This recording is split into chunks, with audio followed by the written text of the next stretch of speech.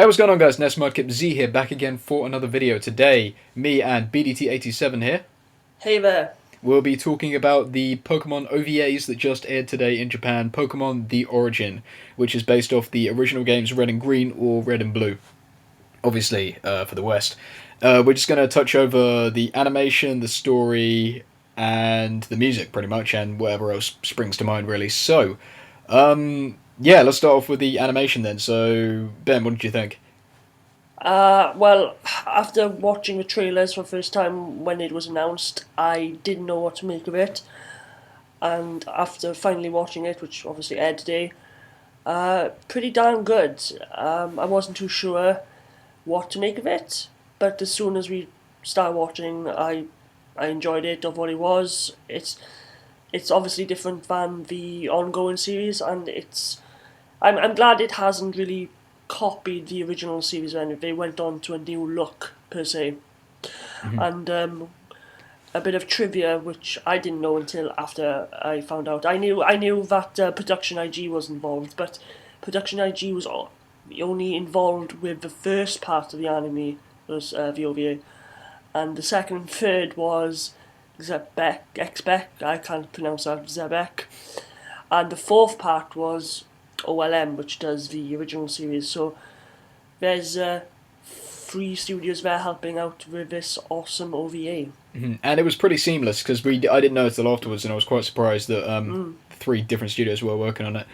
Um, in terms of art style, I think it's pretty similar to what Ken Sugimori, who was the main artist for Pokemon until fairly recently, it's pretty similar to what he was drawing around the time of Fire Red and Leaf Green. So good yeah, thing for it to be based off, really. So yeah, looked pretty nice. And like Ben was saying, when the trailers came out, we weren't quite sure what to make of it. They didn't really pick terribly well animated shots really for those trailers. But then when it actually came together, it looked really nice.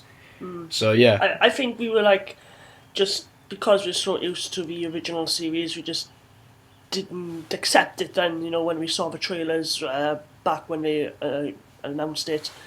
We were like, wait a minute, this isn't what it's supposed to be like. But it's more like adapted, like you said, from a game and the manga, and I think the look was suited perfectly for it. Yeah. So that's all we got to say for the animation. Do you reckon? Yeah, All right. So onto the story. Now, if you've played Pokemon Red and Blue or Fire Red and Leaf Green, then you probably know what to expect here. Really, it's basically we have our main character Red and his rival Green, who get Pokedexes from Professor Oak. Um, Red gets to start Pokemon, which is a Charmander, and Green gets a Squirtle, and then it's pretty much just following Red through all the stuff that happens in the game. So he gets his gym badges, he follows Team Rocket's plans, he goes to the League and beats the Elite Four and the champion, which is Green, plot twist. And yeah. then right at the end, we see him go to Cerulean Cave and he fights Mewtwo. And we get a little bit Mm. of Mega Evolution going on with this Charizard there, just sort of slipped in nice and sneakily. Which was awesome. Yeah, it was, yeah. So yeah, I mean, we could go over some of the finer details. Like one of the things that really stood out to me is the whole Pokemon Tower thing with the Cubone and its mother that died. Yeah. That was really nicely sort of conveyed, like in an actual sort of story format now. So that was pretty good. What else Uh, stuck out to you, Ben? I think the four parts in general was nicely told, and even though we didn't really want the time skip to happen, but the montages they showed was easy and okay. We get it. He's caught this, this, and this, and this is what happened since we last saw him, which was done quite nice. But I think he pointed out that you wish you saw this battle with that Pokemon that he was about to catch, Hmm. or I wish I saw more gym leaders because we only saw the first gym battle. Well, no, we saw Giovanni's battle as well, Hmm. but maybe you wanted to see more. Maybe I don't know. I was fine with it, but maybe there were parts that you wished you saw more of rather than a screenshot here and then move on. Yeah. But on what they did was easy to follow, obviously, and see how far he's progressed until the last part. Hmm. Yeah, I definitely agree with you there. Pretty much I was watching it and I thought, why can't this just be like a 25 episode long series or something, you know? Yeah. And like, especially like when we saw him catching Articuno, Zapdos, and Moltres, I thought like they could have had an episode each or something. And that would have been like really awesome to see the battles there, and of course all the gym battles and stuff like that. So yeah, obviously, like it was a shame that it was only OVAs, but hey, at least we got some OVAs in the end.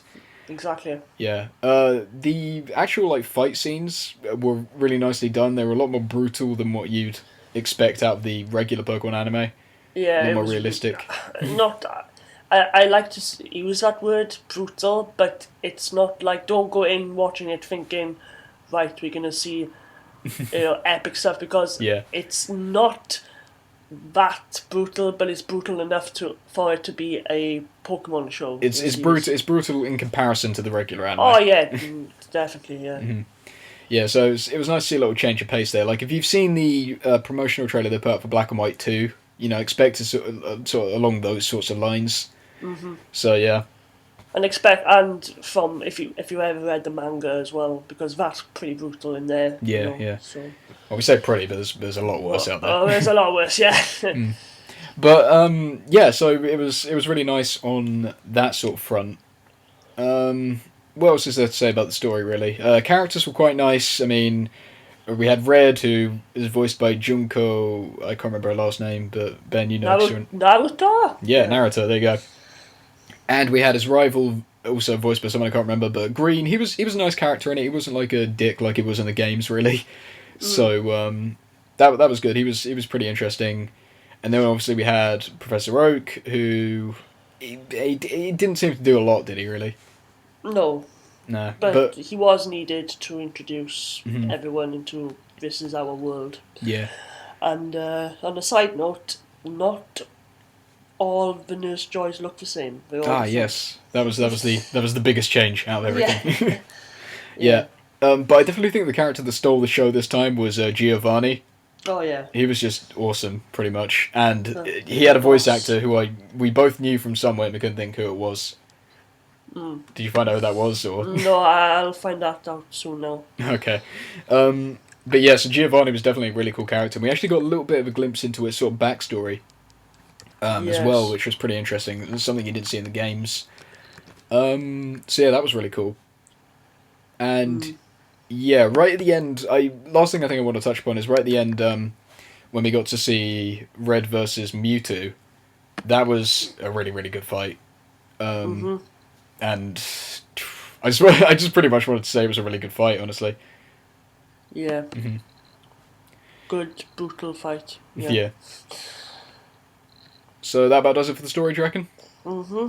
Okay, so last thing we really wanted to talk about was the music, and soundtrack. Yeah, what a soundtrack it was. It was pretty much a lot of sort of like rearranged versions of songs from the original games, which was just awesome. So I really, really want to like buy the soundtrack for this when it comes out or something. Yeah, that's pretty much what I have to say for the music. It all fit very nicely. It fit. I don't mind the soundtrack from the original series, but this took it to another level, and I liked that it used most of.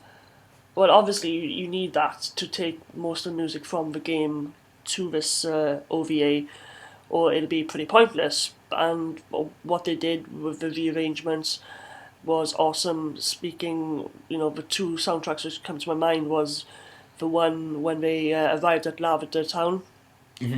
That was nicely done, and the championship or the rival fight at the end. That was definitely the one that stuck out for me as well.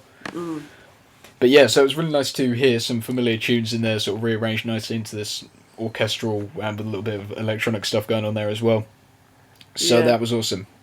And yeah, they were the main things we wanted to touch upon. So do you have anything else to say, Ben? Well, like you said, I wish there was more. Yeah. But that's sadly it. I don't see any more coming. But there you go. Do you reckon we'd see like an adaptation for maybe Gold and Silver? I would love to see that. It's quite odd to release this now, just before X and Y. I see why they did it, obviously, because it's the next big games and looks even more promising than uh, Black and White 2. Not saying those are bad games at all, but odd for a special to come out just before X and Y. There is no real celebration, you could say, because the anime last year, I believe, hit 15th anniversary, so it's a bit too late for it to release it for that, to celebrate that then, So it was just to introduce new people into the world of Pokemon, really, for us who grew up with the first ever games, and for the people who didn't, just to say, hey, look, this is how it used to be, Yeah. Honestly, I don't care how it got here. I'm just glad that it is here. Yeah, no, that's yeah. I'm glad I've seen the special, and I think the inner self, I want more, Yeah. but don't hold your breath, really. And if they were to do gold and silver adaptions, that'd be pretty sweet. But yeah. Yeah, pretty much same for me. I just wanted to see more, honestly. So that about wraps it up, guys. Thanks for watching this video. Tell us what you thought of Pokemon The Origin down in the comments. Tell us Hashtag the origin. hashtag The Origin. Yeah. Last thing is that this is going to get dubbed as well. So maybe give some voice actor predictions. Who you think might be voicing who? I'm not good with who. Yeah, I know you're not. It's gonna be more or less everyone from the Pokemon Company USA. So I don't see any new voice actors coming just to do this piece of OVA, to be honest. Yeah. But that was nice as well. We didn't touch upon that, but it wasn't the same crew. Then we all had different voice actors to do this series, which is a good thing. And touching on that note, the guy who did Giovanni was Rikia, if I pronounce it right, and he did